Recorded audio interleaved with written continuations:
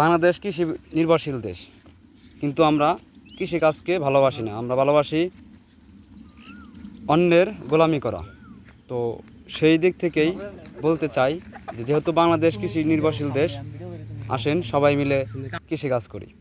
তো সেই কথাকে সামনে রেখে আমি ছোট্ট একটি আমার কাজের পাশাপাশি ছোট্ট একটি বাগান করেছি। দেখতে পাচ্ছেন আমার সেই বেগুন গাছের অবস্থা। তো বেশ কিছুদিন আগে আমি বেগুনের চারা আর মরিচের চারা লাগাইছিলাম। এখন আমার সেই বেগুন গাছে কিন্তু ফুল এসে পড়েছে। অল্প কিছুদিনের মধ্যেই আমরা দেখতে পাবো যে আমাদের সেই কাঙ্ক্ষিত ফলাফল পাবো এবং বেগুন ধরবে। সবাই আমাদের জন্য দোয়া করবেন। দেখতে পাচ্ছেন বেগুন গাছে বিভিন্নভাবে পোকা আক্রমণ করে থাকে। সেই পোকা আক্রমণ দমনের জন্য আমরা বিভিন্ন সার প্রয়োগ করেছি।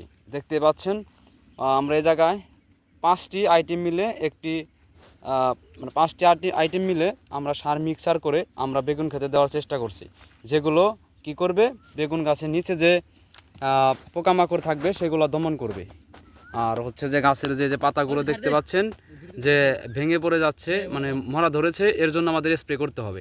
তো আমরা যখন এই সারগুলো দিব এবং বেগুন গাছের চতুর্দিক দিয়ে কিন্তু ঘাস হয়েছিল, সেগুলো আমরা ছাঁটাই করে তারপর যে সার দিতেছি। আমরা সার দেওয়া হইলে আমরা 2-3 দিনের মধ্যে স্প্রে করে দেব, যাতে গাছের এই পোকামাকড় আক্রমণ না করতে পারে। তো যখন আমরা ভালো ফলাফল পেতে চাইলে অবশ্যই গাছের যত্ন নিতে হবে। গাছের যত্ন নেওয়ার পাশাপাশি আপনি ভালো ফল পাবেন। আপনি যে গাছের যত ভালো যত্ন নেবেন, গাছ যদি নর্মাল থাকে বা যদি ভালো পুষ্টি না পায়, তাহলে কিন্তু আপনি ভালো ফলাফল পাবেন না। তো যে কাজ করেন না কেন, পাশাপাশি যে আপনারা কৃষি কাজ করেন, আপনারা নিজেদের হাতে গড়া ফল খেতে পারবেন এবং সুস্থ থাকবেন। তো আমি সবার কাছেই দোয়া চাচ্ছি। আমার এটা যে প্রাথমিক একটা পর্যায়ের, প্রাথমিকভাবে এটা করতেছি। ভবিষ্যতে বা সামনে যদি আমরা এখান থেকে যদি ভালো কিছু করতে পারি, এটা আমাদের পরীক্ষামূলক একটা জিনিস, মানে আমরা একটা বাগান করছি। যদি আপনারা দোয়া করেন, এখান থেকে যদি আমরা ভালো ফলাফল পাই, তো আমরা সামনে অনেক বড় পরিসরে বাগান করার ইচ্ছা আছে। সেখানে থাকবে বেগুন, মরিচ এবং বিভিন্ন ধরনের আইটেম থাকবে। সবার কাছে দোয়া প্রার্থী। দেখতে পাচ্ছেন এই যে আমাদের আমার সাথে পার্টনার হিসাবে কাজ করে থাকে।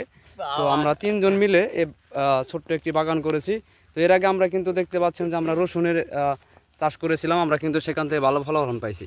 তো নাইম, তোমার কি মনে হচ্ছে যে আমরা এখান থেকে ভালো ফলাফল আশা করতেছি কি বা পাবো?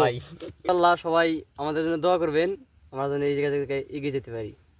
তো শুনতে পাচ্ছেন এর আগে আমরা কিন্তু রসুন চাষ করছিলাম, সেখান থেকে কিন্তু আমরা অনেকটা ভালো ফলাফল পেয়েছি। তো আমাদের এইগুলো সব পরীক্ষামূলক। আমরা যখন এই পরীক্ষামূলক কাজগুলো আমরা সফল হতে পারবো বা সাকসেস হতে পারবো, তখন কিন্তু আমরা বড় পরিসরে করার চেষ্টা করব। তো আমাদের জন্য সবাই দোয়া করবেন, যাতে আমরা এখান থেকে ভালো ফলাফল পাই এবং দেশের জন্য এবং সমাজের জন্য এবং পাশাপাশি পরিবারের জন্য কিছু করতে পারি।